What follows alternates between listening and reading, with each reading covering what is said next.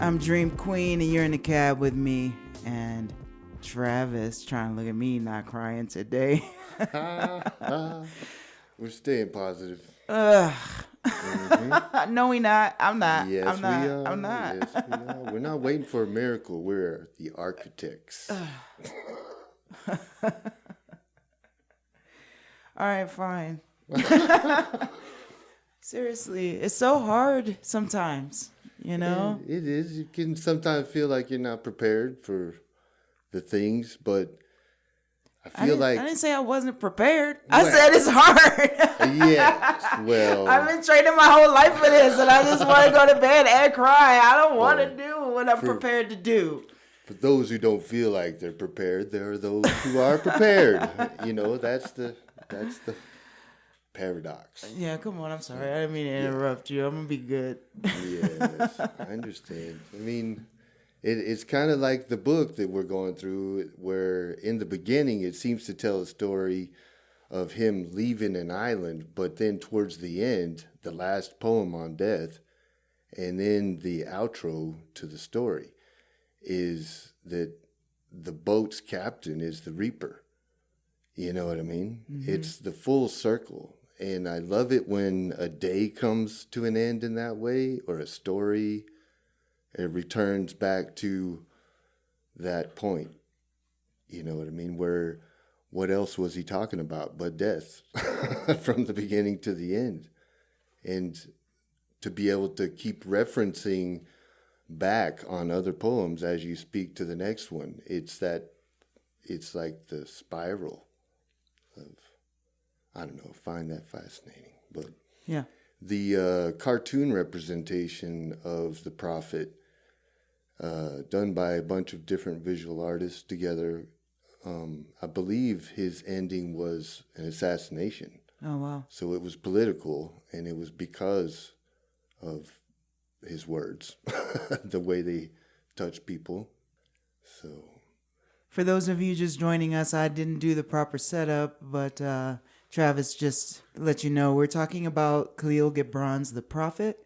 We've been speaking on that for the past few months here in the book club since, I guess, last September, when it made its 101st birthday. And it's in public domain now. You can get yourself access to it online by just putting in a search engine, Khalil Gibran, The Prophet, PDF, or any kind of HTML link like that. We have finished all of the subject poems in the book and are now at the farewell. And I hadn't planned on reading from that section today. This show just kind of came together impromptu. I was going to let y'all off the hook on homework, and myself as well. It's been a week. And saw Travis outside yesterday, and he was like, oh, it's going to be alive. Tomorrow's a big day. I'm like, what? They're all big days. What now? But we were talking about the No Kings protests that are happening, and how we all might just need a nice little heart touch. So I invited Travis to come sit with me today. And last week we had Kellyanne on, who pointed out to me that, yeah, this book is about Al-Mustafa's turn toward the other side, you know, exiting us. And I've been telling people on the show, it sounds kind of morbid, and on sunnier days I tend to say, hey, you know, we need to get right with God. Like, that's the best thing we can do, is get right with spirit, right with each other, right with ourselves, because the only constant in life is death and change and elevation out of this moral coil. And it sounds like you were saying a little bit like that, you know, just now. I mean, what are we to do? We still have to contend with dictators and assassins. I told some folks in the last hour about the 2 Democratic lawmakers that were assassinated in their home. We think it was last night or this morning. This is an ongoing, developing story from Minnesota Star Tribune that the Brooklyn Park Police have issued a shelter-in-place order for the area surrounding the Edinburgh Golf Course as they search for a suspect in multiple targeted shootings. And the main two victims here so far have been Minnesota lawmakers Senator John Hoffman and State Representative Melissa Hortman, both from the Democratic Farmer Labor Party. And this suspect is a white male with brown hair and wearing black body armor over a blue shirt and blue pants. Police have advised citizens not to approach anyone who matches this description. Yeah, so, in times like this where it's hard to feel safe, Travis. Right. It's the joy and sorrow coupling situation.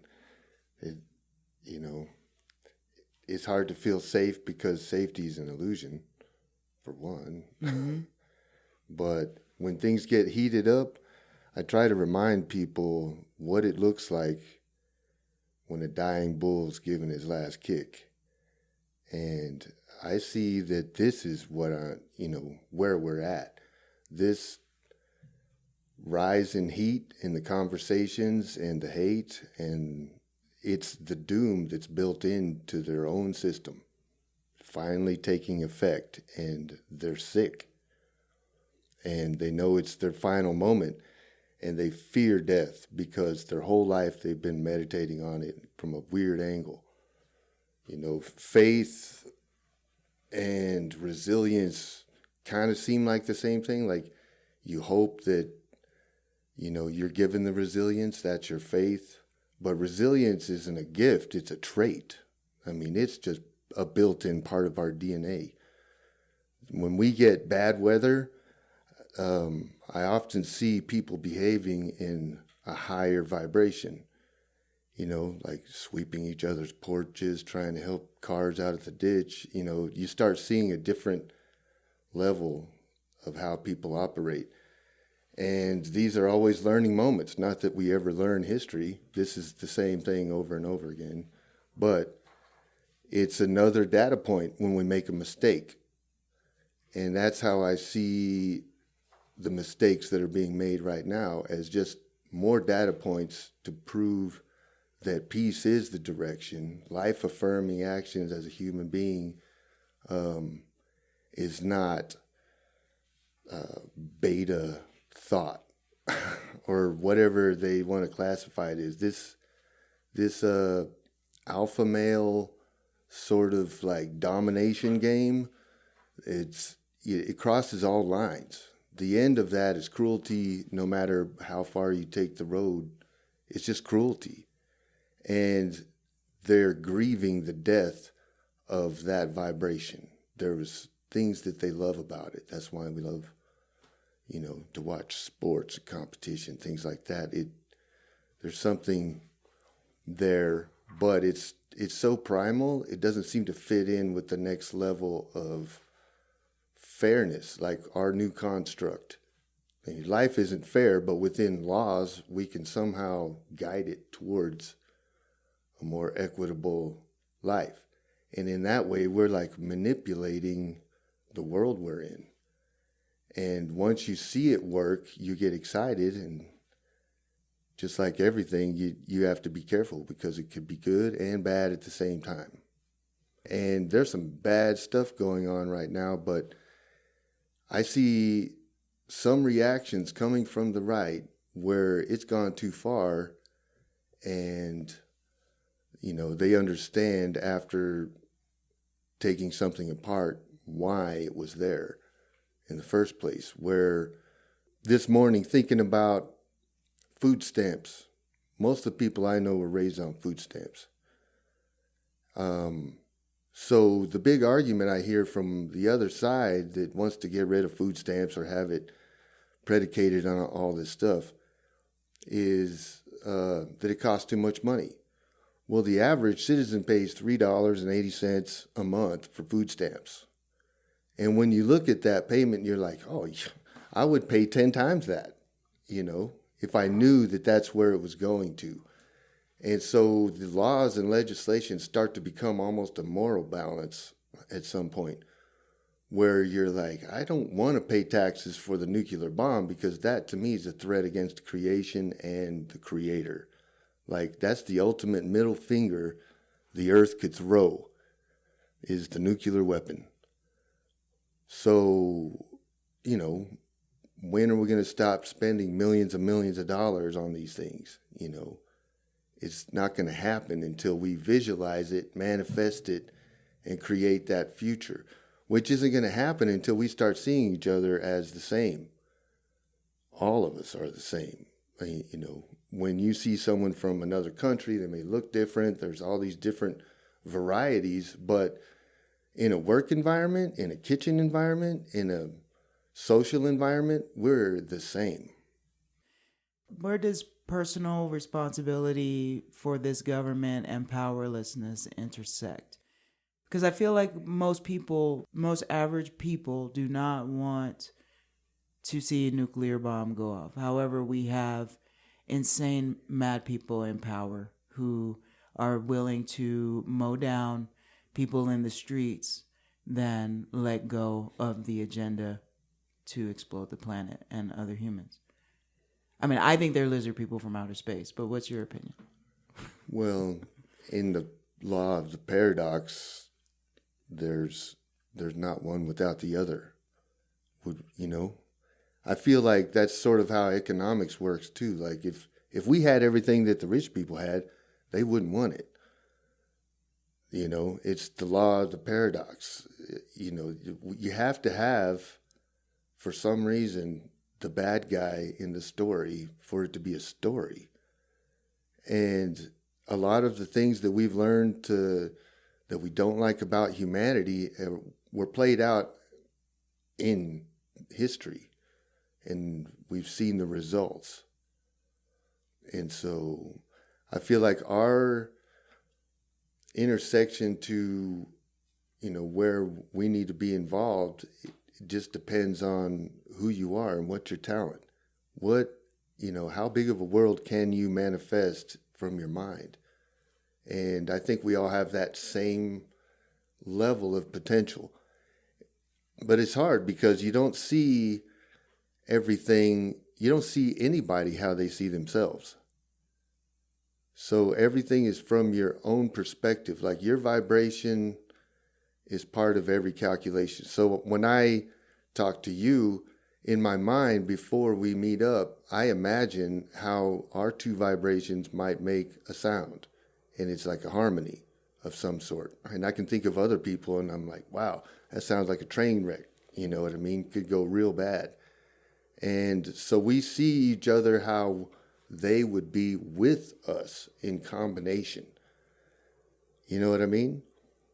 So I think that trying to break that thought pattern is kind of one of my next big things. Like, how would one of these creatures be if they were with me all day? You know, would they be able to hold on to their thoughts when they see that, you know, someone else's completely different examples are playing out in a fruitful way?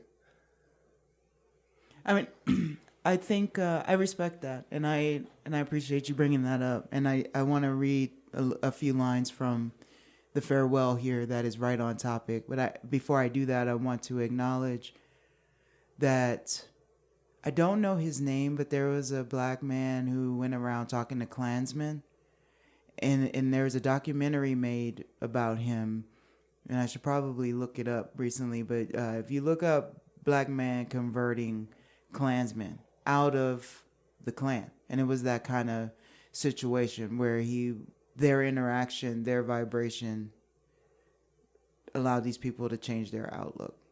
Now I also know black people who have succumbed to white supremacist thought. I never thought I would meet a black skinhead female There person. has to be both. You know, and so I did meet this person in DC, and I thought she was a myth, you know, because people in the punk scene would get us, you know, are you so and so? And I'm like, no, that's not me. And they're like, oh, because she's a Nazi. And I'm like, how is that possible? But the self-hate And so that's where I get in. I'm like you're talking, and I'm imagining you in the Oval Office, and I'm just like trying to talk to Trump, and that one with no hair, like not Steve Bannon, but the other one, the other Steve, and I'm just like, what would they do? Like, would they just look right through you? Because their ego is so consumed, their brain is so full of garbage, like.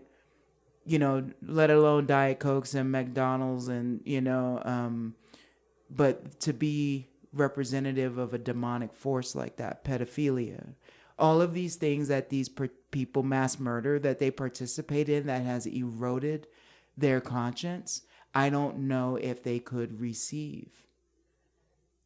And if they could, why haven't they by now? Something almost like this becomes infectious. And I'm not here to be a bad host. This is a paradox. I mean, this is what, on my cloudiest of days looks like, is that, to really come smack up against the reality that Trump has been quoted lately as saying, in my first term, they were against me. Now everybody wants to be my friend. And it's really because he's squeezing folks so hard and bribing folks so hard that it is eroding the conscience and the will of other people who are in a position to be responsible for other human beings.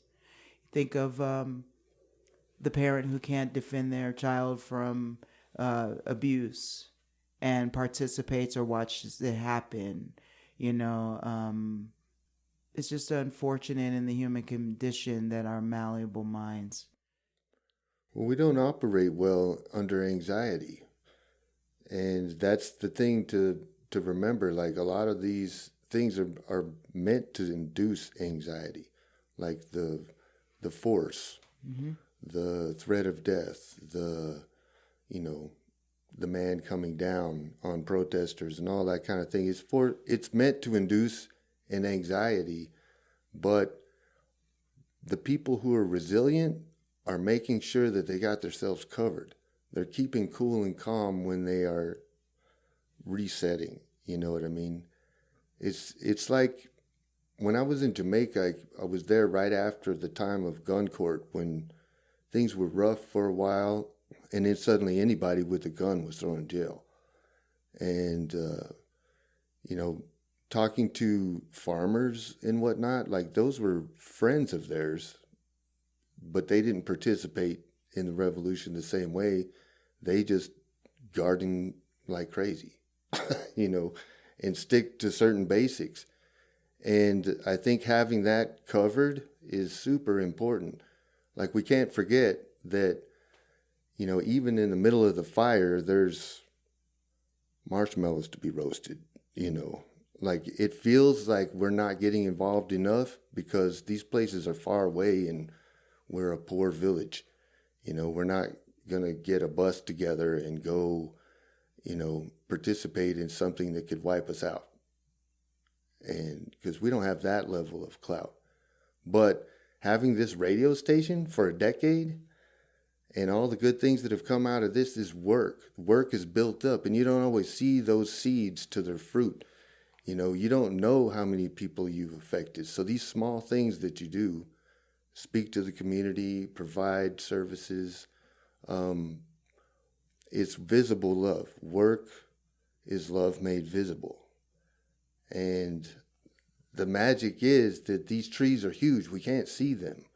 We don't know where the branches go and how far we've affected with our vibration. We just have to keep creating the vibration. And I feel like that's going to be the big discovery from the right, is that this vibration is bigger than, anything they could have conceived. There's no going up against love. Love's the conqueror. And if you think of love in your calculation with how you deal with your friends and your neighbors and your enemies, then they're doomed. Don't be coming in here trying to tell me about love. Oh, no, man. I love you. I am still terrified of people. I go out here, and And I don't know what goes on in people's lives. I don't know what goes on in people's heads, but there seems like, every other day there's a different conflict. And I try not to take things personally, but it's hard to be one of, I would say, 3 or 4 black people literally in this town, and maybe within a a 10-mile radius between here to San Marcos up there. There's probably 6 of us in an area of thousands of people. And it can be really terrifying to come out after being on the air, and then I see somebody who was smiling at me last week frowning at me for the next 4 weeks. Or like I've been accused of calling someone a racist when I really was just asked the person not to use certain language around me or other brown people, and they took that as such an affront that I was calling them a racist, and now they're telling other people in town, like, and they don't consider what that might put my safety at risk. But I have to depend on other people knowing me to say, well, what did you say to Jada that made her say that to you? And so then I'm like, oh, now, are other people going around thinking that I'm just willy-nilly calling folks racist? And does that prove my point? But where does that put my safety? Every single day, the work that I do, I feel like I am in danger, but I have people around me, yes, that will protect me, but they're not with me all the time. You know what I'm saying? Martin Luther King had 5 people with him when he was shot on that balcony, and other people down on the ground looking at him from that balcony.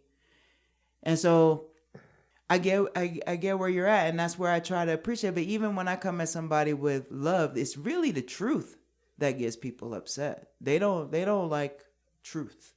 And that means if my truth doesn't match your truth, and that goes vice versa. I could use I statements where if your truth doesn't match my truth, I can feel my body get tense and my palms start to sweat. And then it's like, how am I going to be heard and have this person also feel heard? And that is still probably some stuff in my astrological chart, some stuff in my age group, and a lot to do with being in this avatar of the stuff I've been through in this life. Like people say, oh, I got black friends and family, and that means I'm not racist. It's like I've been having the crap beat out of me by white people, literally with fists. And does that mean that I'm going to just accept every single person as having my best interests at heart, even if they don't consider? What about my trauma? And then we are all coming out acting from a trauma place, but that has to be, we have to see each other and allow each other that room. And I don't think everybody's here. There's no forward motion without trust. And that's the terrible, terrible truth. And yeah, trust gets eroded over time and experience, but those experiences are not the fullness. They often become the focus because we remember those things the most. We process them the most. And look at the president. Look at where the country is go. We have to bring it to the collective. But there's some people that are processing hard right now. Yeah. Like, sounds like you planted a seed and someone's dealing with it.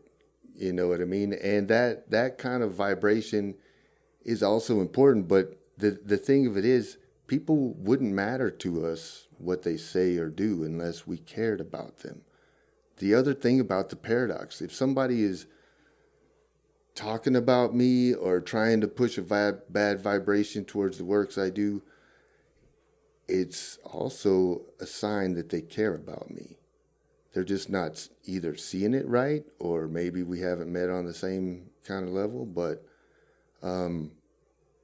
I strangely had, there's conservative people around here that I talk to, and they seem to respect me for my works, my character, other things. We get into politics, suddenly I'm far left, you know what I mean? And they don't know what to do with me. And so they figured that that's a topic of conversation that we're going to somehow leave out. But my actions are liberal. I live in a country that was based on liberal movements. Democracy is liberal. Freedom from kings is a liberal thought.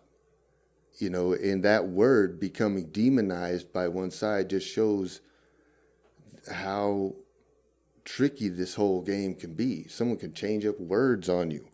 You know what I mean? It's like a Monopoly board, and they just suddenly off the table, and the squares all over the wall and ceiling, and that's the problem with information age, because there's a difference between quality and quantity, and the scientific method is the best way to be in life, as far as I'm concerned, because learning is where we're living.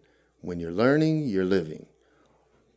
And I feel like there's some lessons being learned right now. There's going to be some pain, some death, all of the things that come with humanity's lessons. But at the other end of it, the aha moment of, why are we still in this loop? I mean, what happens on the macro happens in the micro. We're in loops. We realize it in town. We talk about how to break out of the loop, form new habits, try to get better sleep, less screen time, certain adjustments with our food. And that's the scientific method: observing, asking the right questions. And I think that as long as we realize and really internalize that our resilience is already a built-in feature. So when I see the heat go up, I have to get excited about the good that's coming after it. It's like when someone drops the heaviest bomb on you, like all these things are happening to me at once. I'm at the lowest point I've ever been. How do I get through this? And I think that for me, it's knowing that I'm in that low because of the highs. I've been in some amazing, beautiful spots out here, had conversations that are deeper than I could have had, I feel like, anywhere else, because we make the time and space for those things. And because they're so good, they just come and go, where the bad seems to be what we process at the end of the day, at the end of life, And so trying to take that habit, processing the good. When there's a death that touches me or someone I know, almost automatically watch that sunset that night, because that's the road out. The light is leaving, and it's also processing the good of the sunset and the last sunset for that human. And so anyway, I don't know where I just walked off into the weeds. You walked off into the sunset. No, you got it, man. You got it. This chapter starts off, and now it was evening. And Almitra the seeress says, "Blessed be this day and this place and your spirit that has spoken." And he answered, "Was it I who spoke? Was I not also a listener?" For those of you who may just be tuning in, I'm Dream Queen, and you're in the cab with me and Travis. And we've been discussing Khalil Gibran's The Prophet over the past several months, and we are drawing to the end of the book. But I foresee having a few more weeks with a couple of other people in here to close this. But you can go to In the Cab Radio at Linktree and find archives of the show. And all the way down at the bottom of that homepage, you'll see links to the book club resources where you can find yourself a copy of this book if you don't have one already. Travis, as I was doing my reading at midnight last night, there's a few lines here, and I circled some things that made me think of you and where you might go with it. But you don't even have a book with you. You're so wise today. You driving. "You have been told that even like a chain, you are as weak as your weakest link. This is but half the truth. You are also as strong as your strongest link. To measure you by your smallest deed is to reckon the power of ocean by the frailty of its foam. To judge you by your failures is to cast blame upon the seasons for their inconstancy. Aye, you are like an ocean, and though heavy grounded ships await the tide upon your shores, yet even like an ocean, you cannot hasten your tides. and like the seasons, you are also. And though in your winter you deny your spring, yet spring, reposing within you, smiles in her drowsiness and is not offended. Think not I say these things in order that you may say the one to the other, He praised us well, he saw but the good in us. I only speak to you in words of that which you yourselves know in thought. And what is word knowledge but a shadow of wordless knowledge? Your thoughts and my words are waves from a sealed memory that keeps records of our yesterdays, and of the ancient days when the earth knew not us nor herself, and of nights when earth was upwrought with confusion.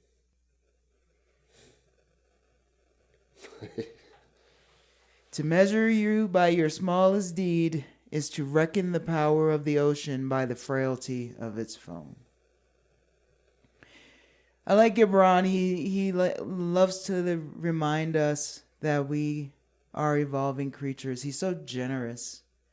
I mean, I wouldn't say, like what he said, that he sees but the good in us, but I think he often spoke of the potential in us. That which sleeps within, that which is dreaming, he often would say. Yeah, on knowledge, I believe it was, don't say that you know a truth, but you had met a truth along the path. Go on. But knowing is a dreadful thing. Like, you see people locked in on something so hard. They're trying to believe it so hard. Yeah. And not understanding the liberation that comes when you remove the block. And, you know, we can be our own worst enemies with that. The inner voice, all of those things constructed to slow us down.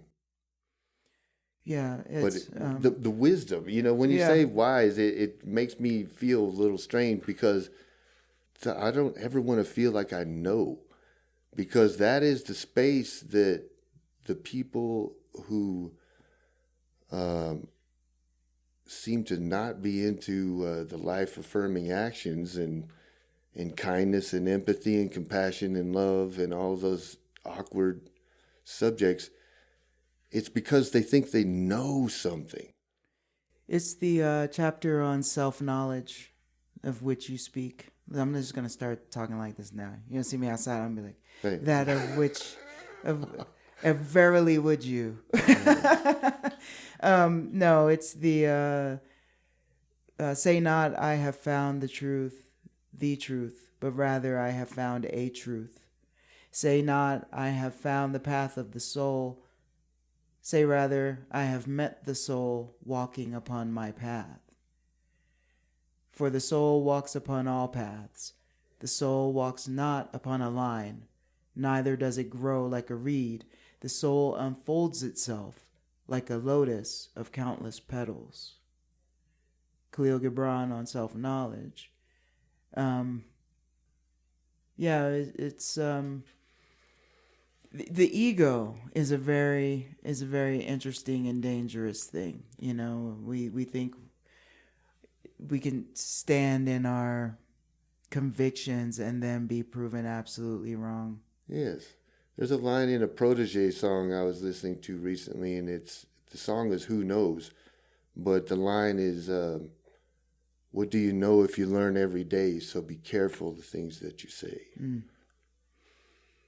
This is the thing about this poem, The Farewell. He puts himself there on the level where you're at right now, of being amongst the people and learning with them as he observes them. And here's one part I circle for you. And in this lies my honor and my reward, that whenever I come to the fountain to drink, I find the living water itself thirsty. It drinks me while I drink it. Some of you have deemed me proud and over shy to receive gifts. Too proud indeed am I to receive wages, but not gifts. And though I have eaten berries among the hills when you would have had me sit at your board, and slept in the portico of the temple when you would gladly have sheltered me, yet was it not your loving mindfulness of my days and my nights that made food sweet to my mouth and girdled my sleep with visions? For this I bless you most. You give much and know not that you give at all. Verily, the kindness that gazes upon itself in a mirror turns to stone, and a good deed that calls itself by tender names becomes the parent to a curse. I drink from the fountain, and the living water itself is thirsty, and drinks me while I drink it. It's to me seems a surrender to the being. I'm taking of it, and it's taking me into teaching me. Like, I have dissolved what I think I know about this living water. You know what I mean? And let it drink me in to dissolve who I think I am. It feels like carving to me. I see everything in the wood world. But sometimes, well, quite often, when I'm asked to carve a tree, the understanding that that sculpture is already in there somewhere is where it starts. And that I'm just looking for it, like digging in the ground until it starts to appear. And so I feel like in one way I'm called to work a tree, or someone has thought about me when they thought about a tree, so I'm called to the tree. But there's a moment when I'm looking into it for the sculpture where I realize that the tree is called me, and whether I carve it or not, that it's got a plan, the tree, the structure itself has a life in a way, and it's a two-way communication. And the ego that you just brought up can be the artist in me thinking that, okay, some people have said I'm talented, some people have said this, so maybe they're right, you know what I mean? Maybe I'm going to be able to do this. And then I feel like I go through a death of that idea where I'm like, no, this could be terrible. This could be the most embarrassing moment in your entire life. This could make you never want to carve anything again because of the customer's reaction. And I feel that anxiety. And then just on the other side of that wave is the fact that it's not up to me. Everything is not about me. I need to stop with the me thought all the time and meet this tree halfway. And begin to love this tree and do the work. Sometimes my first cuts don't mean anything but sawdust. I'm just watching sawdust come from the blade, running chain, just feeling the vibration of the motor and looking for grains, maybe cutting a couple knots off, see if there's something weird like a heart or, just thinking out loud. And then there's a moment where it's like lightning and a vision, and suddenly you know all the big pieces to cut off, and you can't go backwards with carving. It's a one-way situation. I suppose you could glue things back on, but it's not my style. But I don't know.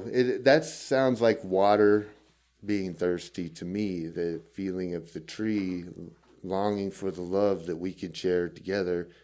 And it's why I don't feel like my things are my things. It's like it's a joint effort of sorts. But I love that. I mean, that we're in collaboration with nature at all times. We're in collaboration with each other at all times. We are in agreement to be on this plane and showing up how we show up at all times. You have anything else you want to offer before we... just keep cool, keep calm, make sure you got your own mask on before you try to put on anyone else's mask. And yeah, if things step out of line and you experience violence, careful how you meet it, because you may affirm it. Ooh, can you say a little bit more about that in 30 seconds or less? Careful. I mean, I think I know what you mean, because I think I've affirmed some violence before in my life. Yes, but sometimes what you don't say means more than what you say. I don't know how else to explain it, but, just understand that in every situation there's pawns and there's ninjas. And it's important to know where you're at and where you want to be in that situation, and be careful with your words, because if you become violent in a violent situation, the end is cruelty. That's just where it's going to be. But also, we wouldn't be yelling at each other if we didn't care. We wouldn't even hate each other if we didn't care. There's a level of care that's built in to both love and hate. Because someone that I truly don't care about, I don't experience either thing from. Well, I mean, again, I think there's a control issue that's not being talked about on the table, and that's a supremacy and a control. People can yell at me because they care about their own, and they don't want me to exist because I threaten their own. Not necessarily that they care about me, and that's where the danger really lies, is I care about my family so much that I want all immigrants to be, I don't care what happens to them, because they're not human anymore. But the control is for your attention. It's, well, okay, we're going to have to come back to this, because here's my thing is I really want to make sure that I respect where you're coming from, and I hear what you're saying on a certain level, but also I don't want to bypass the actual white supremacy and cruelty that's being enacted, because some people really do disregard the humanness of other folks. Just saying that we can't throw out that there are people here suffering at the hands of folks who do not care at all. And they're yelling because they do not care. They're shooting people because they do not care.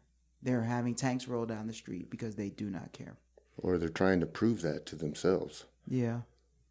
Maybe their black nanny hurt them so bad one time in life, which I've also had people bring up to me. I'm not racist. I had a black nanny. Yeah, I've she heard took the best care of me. You've heard all that. Oh gosh, yes. We just going. This is not going away. Just understand that there's nothing that messes with the alpha control mindset of all of that than to ignore them. It's like the hugest insult. Yeah. Because that's the control. They need the attention, and when you don't give it to them, they deflate. True that. Wow, you sound like my mom. Just ignore him, Jada. We've now superseded the time.